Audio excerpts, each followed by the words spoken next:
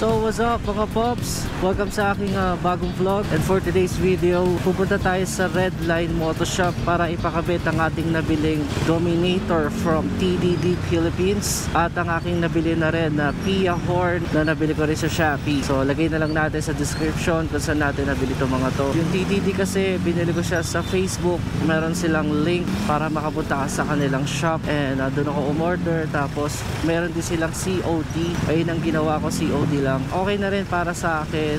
From TDD Philippines ka talaga bibili para original. Kasi baka mamaya kung sa Shopee ka or sa Lazada, pwede kang ma-scam, pwedeng fake ang mabili mo. So guys, samahan nyo kung ipa-install itong mga accessories natin. Stay tuned!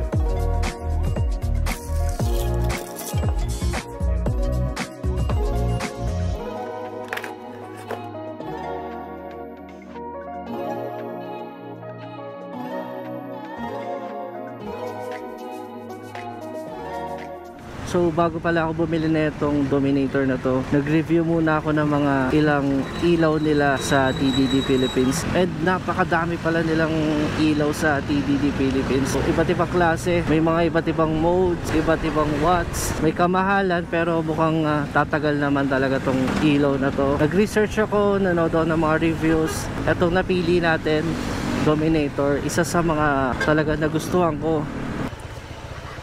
Ito na ba yun? Ito na. Oo nga, ito yun. Ito siguro yung gagawa si Kuya. Bahay pala siya. Diretso na. Lolo. Lito. Yes, Kuya Lito. Bali, ikaw lang gumagawa niyan or ano? Dalawa kami, boss. Si Sir Mike pala may-ari na ito, Redline. Pati pala yung bracket, tatanggalin. Tanggal, boss. Ubaran natin yan, boss. Over-virgin nun siya, Tyler. Uhubaran ka pala. Delicates ba pagtanggal niya? Hindi basta-basta, boss. Dahil yung kahan ito malambot. So kailangan pala pag pinagawa mo, no, isang gawaan na lang. Hindi pwedeng paulit-ulit. Kaya konti pagkakamali mo lang. Pwedeng maputo. I-check mo yung mga lock. Short lock. Tulad ng mga ganito. Ito. Okay. Kompleto siya. Kahit biyak, wala siya. Paggawa ng iba, sinasabi rin namin sa may-ari na checkin muna namin yung kaha niya bago namin baklasin. Okay.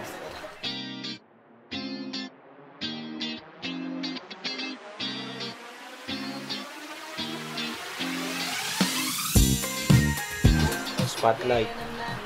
Tapos dilaw pala yung una niya. Tapos pag pinatay mo, binuksan mo, magiging puti. May nakita kasi ako dun sa ginawa mo, parang original daw na passing light. Ito, boss. Original. Bali, papalitan yung buong ano. Likuran lang, papalitan. Okay.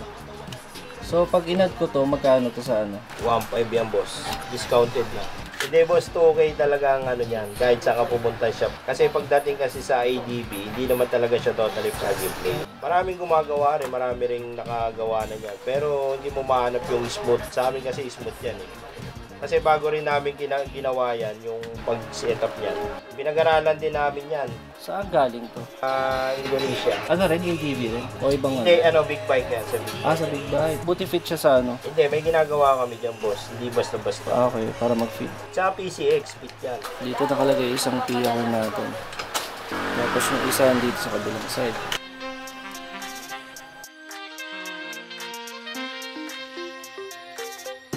Binabalik na yung kaha. Bilis lang pala gawin eh.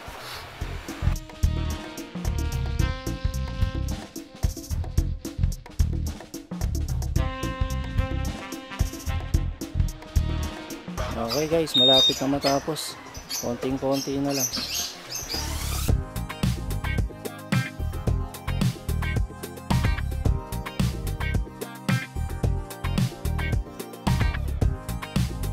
So guys, inurong natin dito banda sa gilid.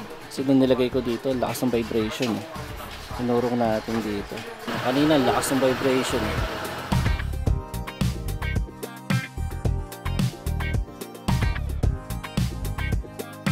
Nilagay na yung switch. Bali, ito yung stock, no? Ito yung stock. Yung likod, pinalitan. May kasamang passing. Bali, babalik na lang lahat. Babalik na. Bilis lang, wala pang 2 oras. Yan. Pag umilaw, stop, pero pag hindi. So guys, tapos na yung ating installation ng ilaw. Nalagay na pati yung ating PIA horn. Boss, maraming salamat ah. Salamat, boss. Sige. Salamat din. Solid yung gawa nila. Kaya sa wiring, boss, lahat yan nakailan, kaya wala akong magiging problema. Kapag may katanungan ka, chat mo lang. Okay. About naman sa mga warranty niyan, sa wiring tayo may warranty. Saka sa switch yan. Okay, salamat. So ayun mga paps, tapos na ma-install ang lahat na kailangan ilagay and all goods, wala naging problema. Hindi naman siya maalog pag nasa lubak. So highly recommended, Redline Moto Shop para sa mga gusto magpakabit. Napakabait ni boss, madaling kausap si Boss Mike, and napakalinis nilang gumawa ng mga wirings. Tsaka maingat gumawa si Kuya Alito. Lalagay ko na lang dito kung magkano lahat ng ginastos natin.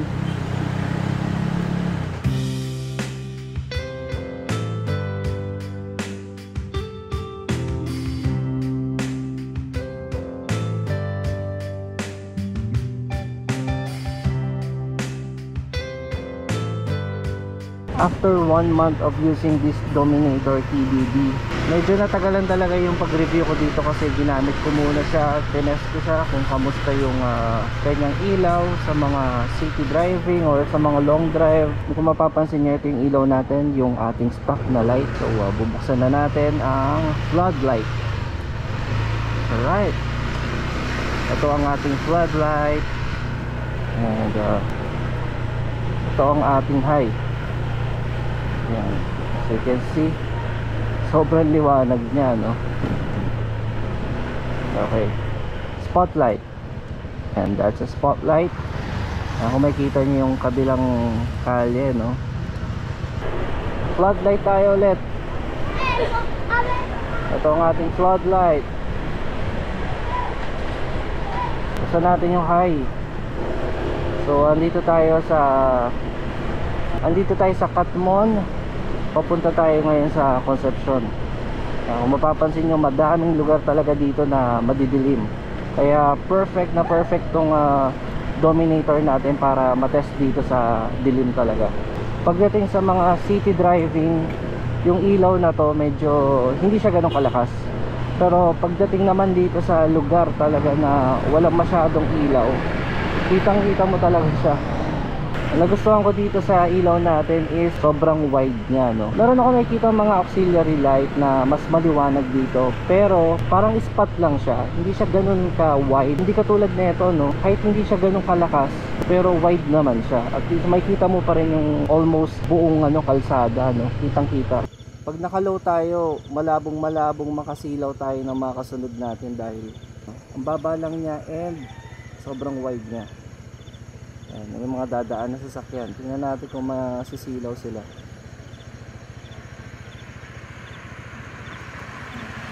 Kapag yan, hindi naman siya makakasilaw talaga ng mga kasunod. So open natin yung high. Ayan. Ayan. I think ito makakabulag na to ng mga kasunod natin na motor. Binaba ko na muna kasi may dumadaan na tricycle. Bubuksan natin yung ating spotlight. Ayan. So pagdating naman dito sa spotlight, hindi niya masyado mapapansin, pero ako kitang-kita ko yung mga nasa harapan natin kahit malayo. So ngayon pagsasabayin natin yung low at spotlight. Ayan yung kanyang spotlight and low. Now buksan naman natin yung high at yung kanyang spotlight. Ayan, no? Sobrang liwanag. Nakakabulag talaga to. Isa pa sa nagustuhan ko dito sa ilaw na to, no? Sobrang concentrated lang yung ating bato ng ilaw. Hindi siya yung sabog na sabog. Meron siyang parang cone.